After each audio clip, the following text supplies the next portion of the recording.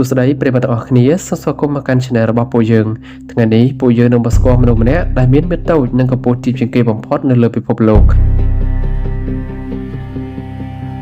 មនុស្សដែលមានកម្ពស់ទាបនិងមានមាឌតូចជាងគេបំផុតនៅលើពិភពលោកនោះគាត់មានឈ្មោះថា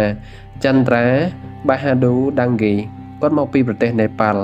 គាត់មានកម្ពស់ត្រឹមតែ 54.6 សង់ទីម៉ែត្រតែប៉ុណ្ណោះកម្ពស់នេះបើប្រៀបធៀបជាមួយនឹងក្មេងដែលមានអាយុ1ឆ្នាំវានៅទាបជាងក្មេងអាយុ1ឆ្នាំទៀតផងដែរ Guinness World Record បានទទួលស្គាល់ជាផ្លូវការថាជាមនុស្សពេញវ័យដែលមានកម្ពស់ទាបជាងគេបំផុតនៅលើពិភពលោកនៅពេលព័ត៌មាននេះត្រូវបានផ្សាយចេញមនុស្សជាច្រើននៅជុំវិញពិភពលោកមានការភ្ញាក់ផ្អើលនិងការចាប់អារម្មណ៍ជាខ្លាំង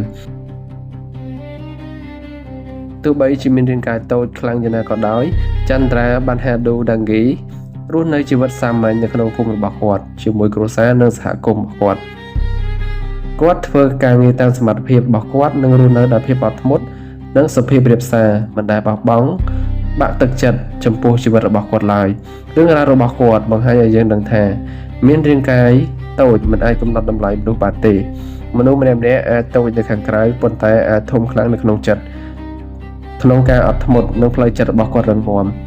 គាត់បានក្លាយជាបុគ្គលដែលជំរុញទឹកចិត្តមនុស្សជាច្រើនឲ្យទុកចិត្តលើខ្លួនឯងនិងទទួលយកនៅអ្វីដែលខ្លួនមាន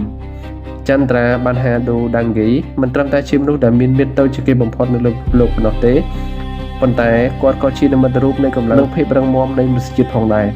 ដូច្នេះសម្រាប់ពួកយើងទាំងអស់គ្នារឿងរ៉ាវរបស់គាត់ជាសារឲ្យយើងដឹងថាមិនថាមានរាងកាយយើងធំឬតូចខ្ពស់ទាបនោះទេអ្វីដែលសំខាន់ជាងគេគឺការខិតខំប្រឹងប្រែងនិងមិនបោះបង់ចំពោះជីវិតរបស់ខ្លួន